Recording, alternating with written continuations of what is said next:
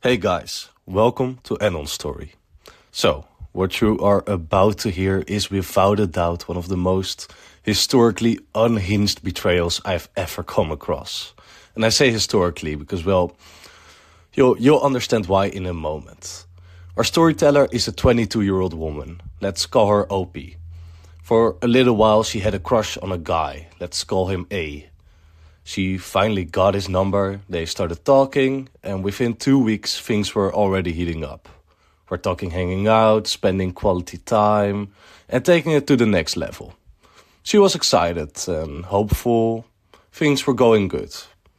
Now, though her roommate B, she had a mutual friend, C. And they all hung out at OP's place. They all got along, and crucially, C knew that OP and A were talking and seeing each other. Now, then one morning, OP, she looks out of her window and sees A walking through her backyard. Her backyard. So at first she thinks, okay, that's weird. Maybe he was next door at C's house picking something up. But then her roommate pulls her aside and breaks her the news.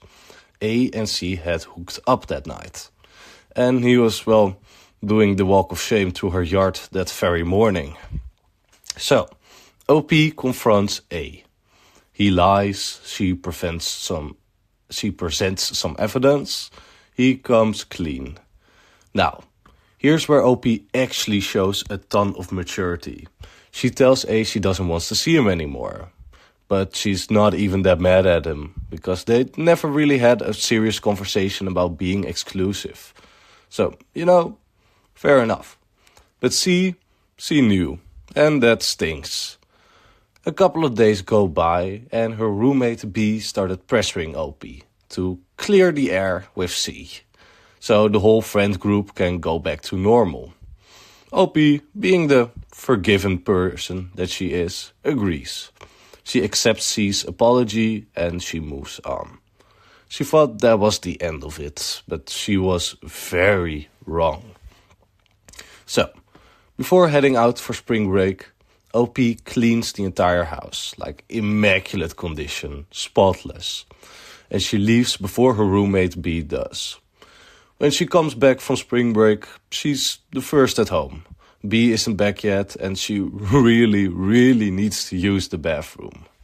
She heads upstairs, pushes open the bathroom door, and there is diarrhea caked all over the inside of her toilet. No water in the bowl, no water in the tank. She tries to fix it. She pours warm water in, which, God help her, reactivates the smell. She tries to flush. Nothing happens. That's when she realizes someone had manually turned the water valve off behind the toilet. And whoever did this knew what they were doing. This wasn't an accident, this was a crime scene. So, she texts B, "Who came after I left?" And B says it was just her and her boyfriend. So OP spends her afternoon cleaning a stranger's dried diarrhea out of her toilet after an entire spring break of it sitting there baking. So, the next day, B comes home and says she has something to tell her.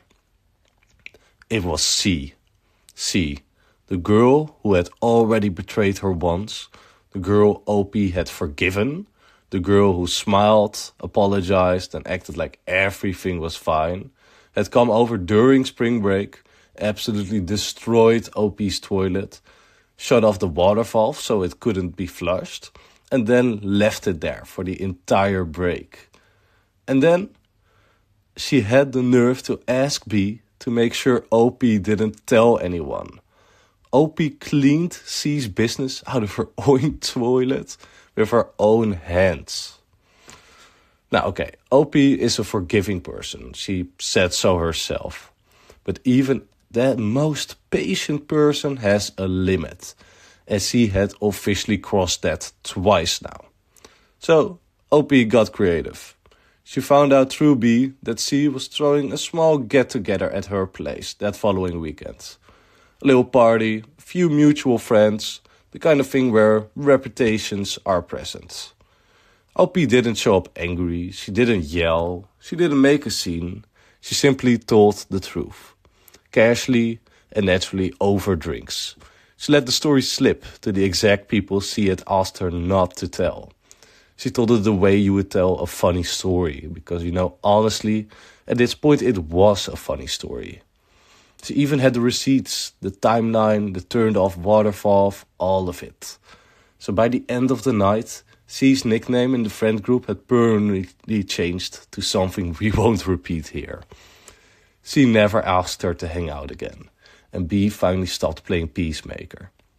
In OP, she bought a new toilet seat, lit a candle and moved on with her life. She held her head very high. Because at the end of the day, the best revenge isn't stooping to someone's level, it's making sure everyone knows what level they're actually on. So, if you made it to the end of this video, first of all, I'm sorry for what you just heard. Second of all, please like and subscribe, because trust me, the stories only get wilder from here. So drop a comment. What would you have done in OP's place? And until next time, stay safe, stay sane, and for the love of everything, holy flush your friends' toilets.